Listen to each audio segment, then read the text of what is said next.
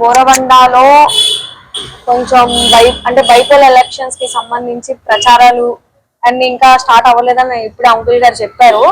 మరి మీ ఉద్దేశంలో మీ ఉద్దేశపూర్వకంగా ఇక్కడ ఎవరు వస్తే బాగుంటుంది అంటారు? ఏంటి ఉన్నటువంటి కాంగ్రెస్ ప్రభుత్వంలో కాంగ్రెస్ నవీన్ యాదవ్ వస్తేనే బాగుంటుంది.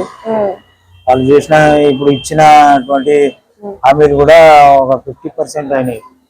ఓన్లీ వాళ్ళు చేసింది ఇప్పుడు ఆ పెన్షన్లది 2500 మహిళలకు ఇంకో 2-3 ఉన్నాయి. ఈ 2 ఏళ్ళలో మంచి సాల్వ్ అయిపోయింది. ఫ్రీ కరెంటు సబ్సిడీ 80% అయిపోయింది, 20% ఉంది, లేదన్నట్లేం కాదు. నెక్స్ట్ వచ్చేసి సబ్సిడీ గ్యాస్ కూడా 500ది 50% అయింది, 50% కాలేదు.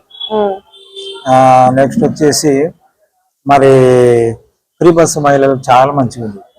ఎందుకు మంచిగా ఉంది అని అంటే బీదోళ్ళు ఉన్నారు కదా, చాలా మధ్యతరగతి కుటుంబాలు ఉన్నాయి. మామనార్ టు వరంగల్ పోవాలంటే 500 ఛార్జ్ అవుద్ది.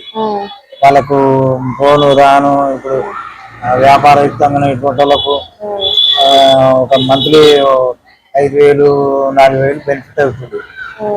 అలాగే ఇంధన ఇల్లు కూడా 50% అయిపోయింది. ఫస్ట్ బిల్లు పడ్డది, సెకండ్ బిల్లు పడ్డది, స్లాబ్ బిల్లు కూడా టోటల్ గా 4 లక్షలు పడిపోయింది. మరి ఇంతకు ముందు ఉన్నప్పుడు కూడా మరి అదే మాగంటి గోపీనాథ్ గారు ఉన్నప్పుడు కూడా మరి ప్రజలందరూ ఆయన మాకు ఏదైనా సమస్య ఉంది ఆయన దగ్గరికి వెళ్ళినా కానీ అన్నా అంటే ఏదైనా సరే సమస్య తీర్చేవాడు.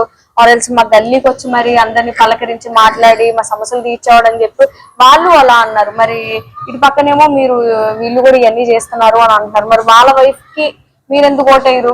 వాళ్ళు ఎందుకు మేము వేయడం అనే సమస్య కాదు. యాక్చువల్ గా నేను కాంగ్రెస్ కు మద్దతు ఎప్పుడైనా నేను అక్కడ ఇచ్చిన కాంగ్రెస్. మీరు ఇంకో విషయం ఏంటి, టిఆర్ఎస్ ప్రభుత్వంలో అక్కడ చూసినాం కదా, మరి ఎవ్వరు అయినటువంటి 10 ఏళ్ల పరిపాలన కూడా ఇవ్వలేదు. రేషన్ కార్డులు మళ్ళీ కాంగ్రెస్ ప్రభుత్వం ఇప్పించింది, సన్న బియ్యం ఇప్పించింది, దాంట్లో ఏం లేదు కదా. ఇంకా విద్యార్థులకు కూడా కొన్ని ఉద్యోగాలు 50,000 వరకు ఇప్పించింది. ఓన్లీ 22 నెలల్లోనే, 2 ఏళ్ళు కూడా కాలేదు. నెక్స్ట్ వచ్చేసి ఇప్పుడు పెన్షన్ అది ఉంది. డబుల్ బెడ్రూమ్ కూడా 5 లక్షలు వాళ్ళే ఇచ్చి కట్టేటువంటి ప్రపోజల్ లో ఉంది. ఇంకా ఆ రూపకంగా ముందేమో రేవంత్ రెడ్డి కూడా హైడ్రా అని చెప్పేసి చాలా మంది పేద వాళ్ళకు ఇళ్ళని ధ్వంసం చేసిండు, అది ఇది అని చెప్పేసి అంటా ఉన్నారు కదా. అంటే ఇప్పుడు ఆ ఎఫెక్ట్, ఆ నెగిటివ్ ఎఫెక్ట్ అనేది ఇప్పుడు చాలా వరకు పడే అవకాశం ఉంది.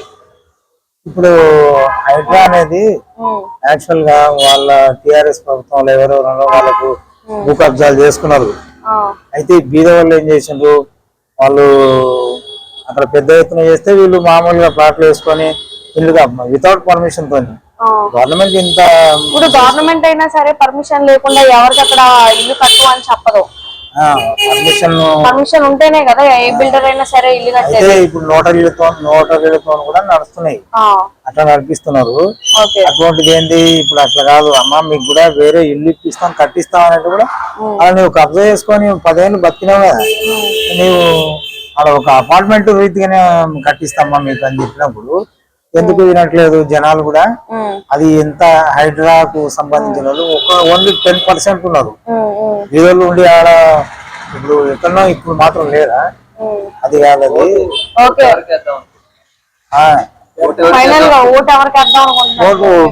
కాంగ్రెస్ కు నవీన్ యాదవ్.